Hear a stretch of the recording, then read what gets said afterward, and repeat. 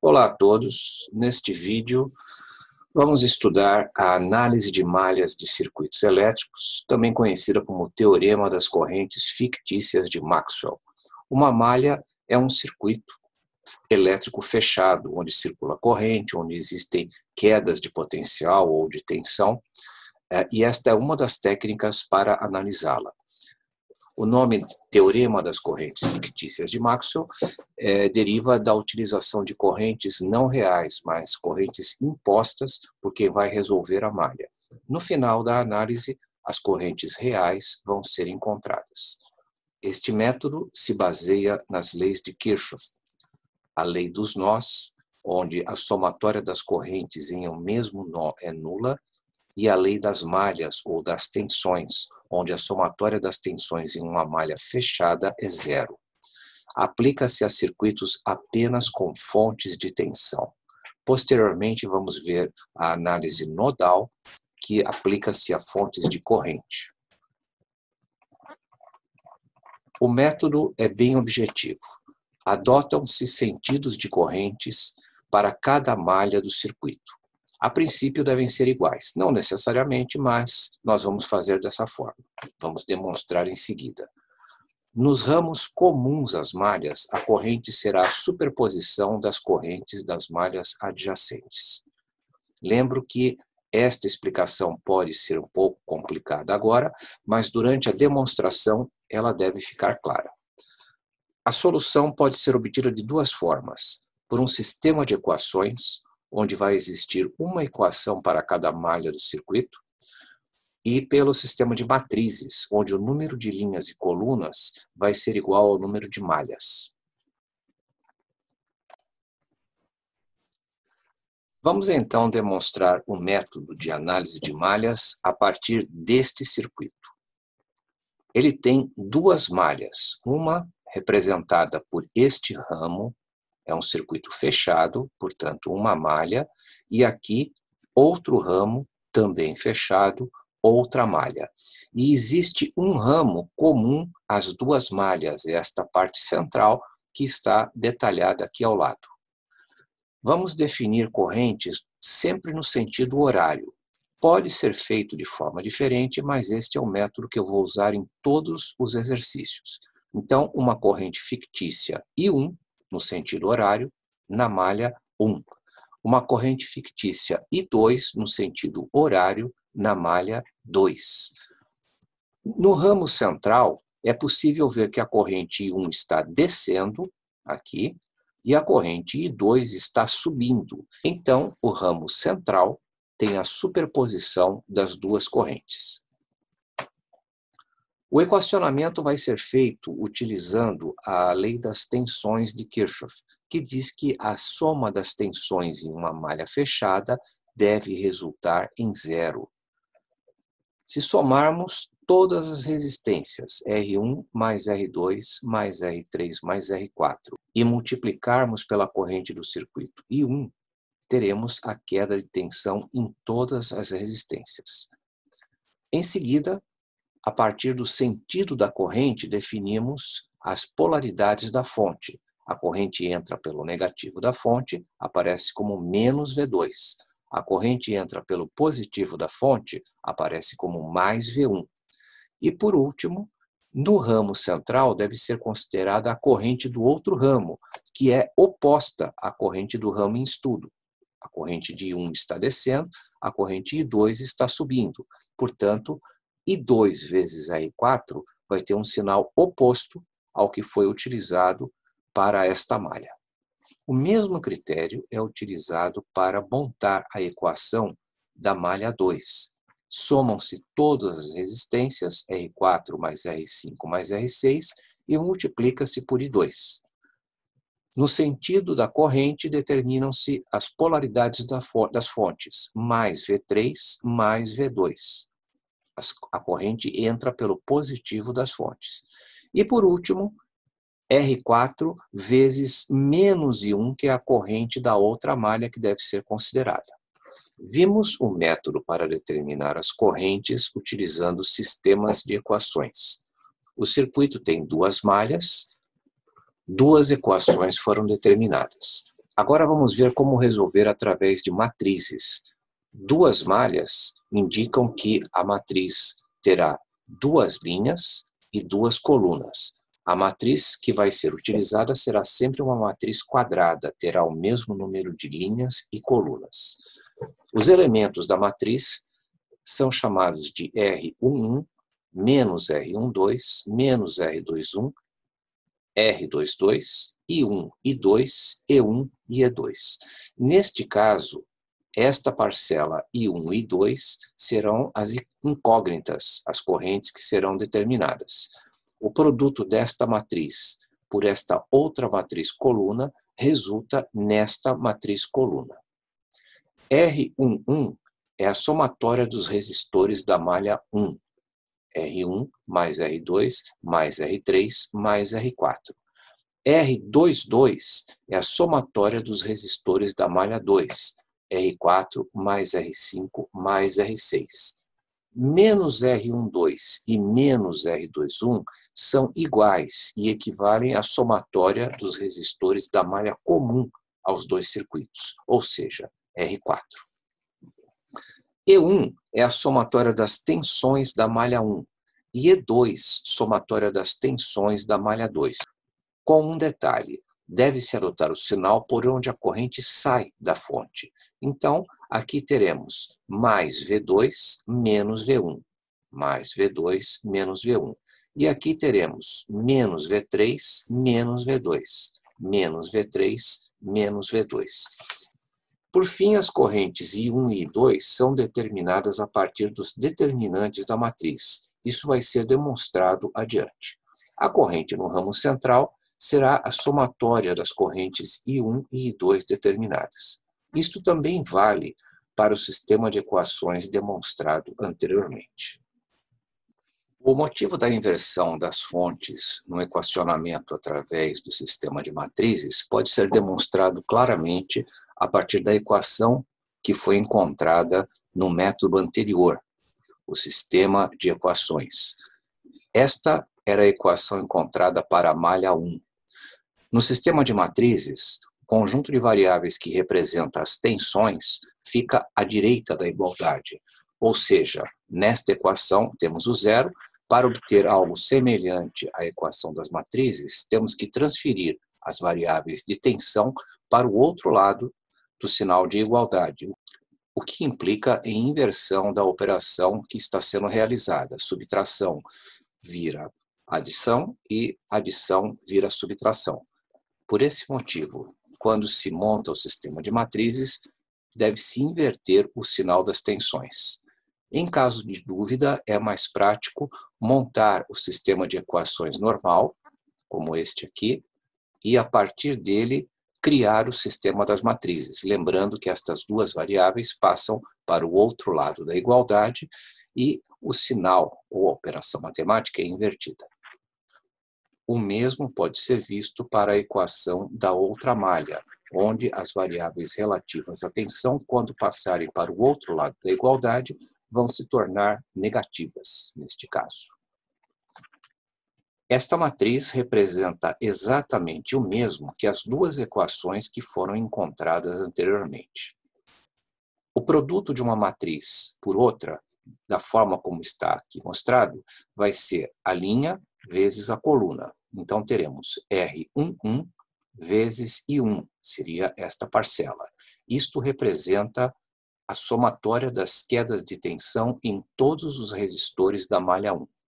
Menos R12 vezes I2 representa a queda de tensão sobre o resistor comum às duas malhas, e o sinal deve ser negativo. A soma destes dois produtos vai redundar na tensão E1, resultante da malha. Na outra linha, temos menos R21, que é igual a menos R12, é o valor negativo da resistência comum às duas malhas, vezes I1, que aparece aqui com o sinal negativo, e R22 vezes I2, soma de todas as resistências da malha 2, vezes a corrente I2, que aparece aqui. A soma destes dois produtos vai resultar na tensão E2 da malha. Vamos resolver agora, passo a passo, o exercício 6.1 da apostila. É o mesmo circuito que foi utilizado nos exemplos até agora, com valores atribuídos às resistências e às fontes.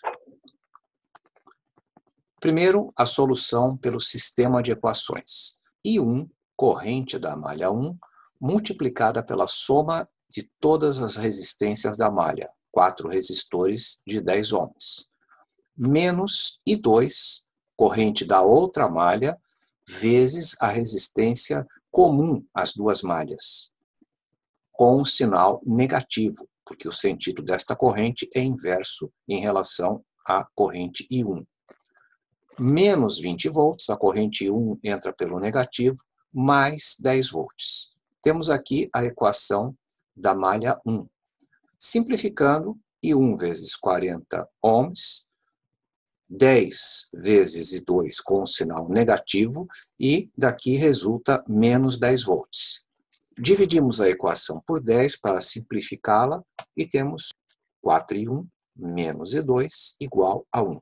Chamaremos a esta de equação 1. Na malha 2 temos I2 multiplicado pela soma das resistências da malha, que agora são 3 resistores de 10 ohms. Então, 30 vezes I2. I1 vezes a resistência do ramo comum às duas malhas com um sinal negativo. Então, temos menos I1 vezes 10 ohms, mais 10 volts, mais 20 volts, totalizando 30 volts. Esta é a equação da malha. Vamos simplificá-la dividindo por 10. Teremos 3I2 menos I1 igual a menos 3. Ou, invertendo os sinais e colocando a equação na mesma sequência da anterior, com I1 no início, temos I1 menos 3I2 igual a 3. Chamaremos a esta equação de equação número 2. Este sistema de equações pode ser resolvido de várias formas. Vamos demonstrar aqui uma delas. As duas equações encontradas estão aqui. 4I1 menos I2 igual a 1 é a equação que chamamos de 1, e I1 menos 3I2 igual a 3, a equação 2. Vamos multiplicar a equação 2 por menos 4, o que vai resultar em menos 4I1 mais 12I2 menos 12. E vamos somar as duas equações, a equação 1 com a 2 multiplicada por menos 4. Por que fizemos isso? Para transformar a primeira parcela da equação 2 num valor igual ao da equação 1, mas com um sinal invertido. Na soma, elas vão se cancelar e uma das incógnitas das equações desaparece, ficando apenas a incógnita I2. Resolvendo, chegamos à conclusão que I2 é igual a menos 1 ampere. Quando o sinal nestes resultados aparecer negativo, indica que o sentido adotado, que foi o horário no início da solução deste problema, é contrário do real. Então, resumindo, sinal negativo nas correntes que vão ser encontradas nas equações ou nas matrizes indica que o sentido adotado nas correntes estava errado. O sentido, na verdade, para I2 vai ser o anti-horário. Sabendo o valor de I2, basta substituí-lo em qualquer uma das duas equações originais. Substituindo I2, que é menos 1, na equação 1, vamos obter I1 igual a 0. Se fizermos a mesma coisa, substituir I2 na equação 2, vamos obter, obviamente, também I1 igual a 0. Se isto não acontecer, algo está errado na solução do problema. Por último, vamos determinar a corrente no ramo central comum às duas malhas do circuito. Tínhamos inicialmente definido a corrente I1 no sentido horário e a corrente I2 também no sentido horário. Terminados os cálculos, vimos que a corrente I2, na verdade, tem um sentido oposto ao que foi inicialmente determinado. Portanto, a corrente I2 está no sentido anti-horário. Na forma como isso se apresenta, as duas correntes vão se somar no ramo central. Então, I3 será I1 mais I2, ou 0 mais menos 1, o que resulta em uma corrente I3 igual a menos 1 ampere. Lembrando que este sinal é apenas matemático ou referencial para a corrente. Fica claro que a corrente aqui será de cima para baixo. A corrente I1 é 0, não afeta o valor da corrente no ramo central. A corrente I2, que apresentou sinal negativo, está no sentido oposto ao que foi colocado no início. Portanto, ela vai estar entrando neste ramo. A corrente I3 será de 1 ampere de cima para baixo. Por último, vamos resolver novamente o circuito, agora através de matrizes. Ressalto que a escolha do método, sistema de equações ou matrizes vai depender do aluno, que deve escolher aquele em que se sentir mais confortável e confiante. As matrizes a serem montadas são estas três: a matriz R de resistências, a matriz I de correntes e a matriz E de tensões. A matriz R é uma matriz quadrada, duas linhas, duas colunas. A quantidade de linhas e colunas equivale à quantidade de malhas no circuito. Duas malhas, duas linhas, duas colunas. A matriz de correntes, a matriz I, é uma matriz coluna, com I1 e I2, as duas correntes atribuídas inicialmente ao circuito. E a matriz coluna de tensões, a matriz E, com E1 e E2, tem a somatória das tensões em cada uma das malhas. R11 é a soma de todas as resistências da malha 1, ou 40 ohms.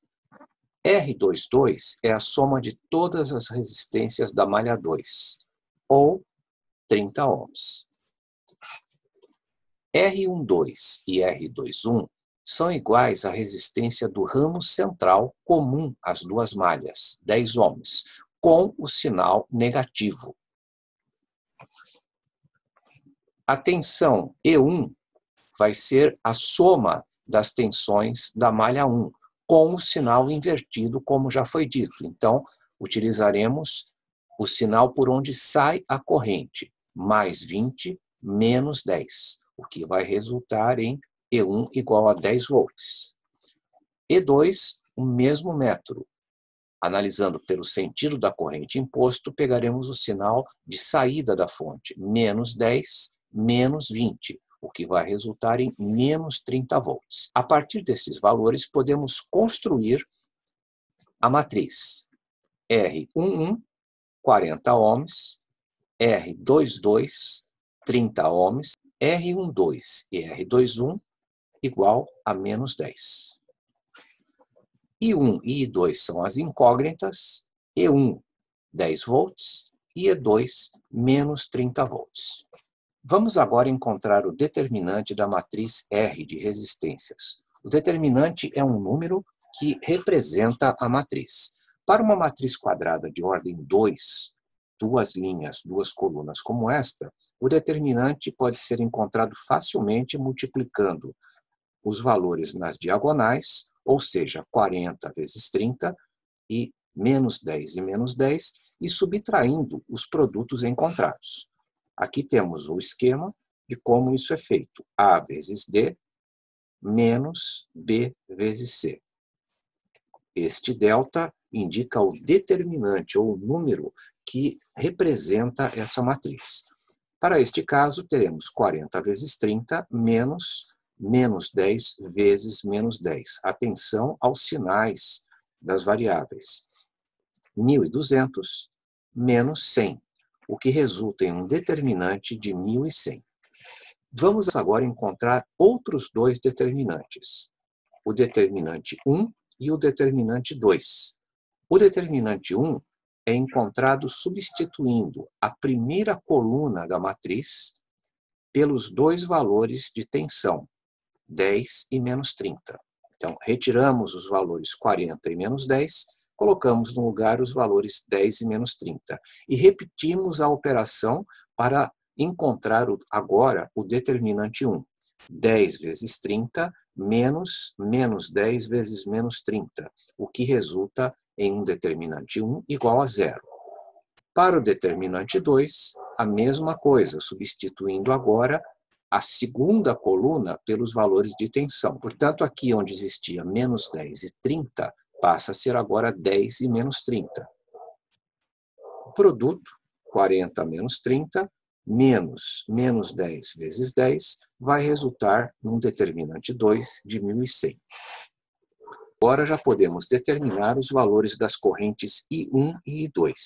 I1 será o quociente entre o determinante 1 e o determinante principal. O determinante 1 é zero, o determinante principal 1.100, o que resulta em uma corrente I1 igual a zero.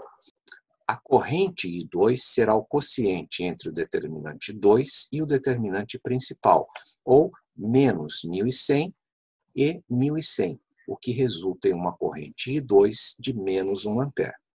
A corrente I3, como já foi visto, vai ser a soma das duas correntes, o que resulta em menos 1 ampere.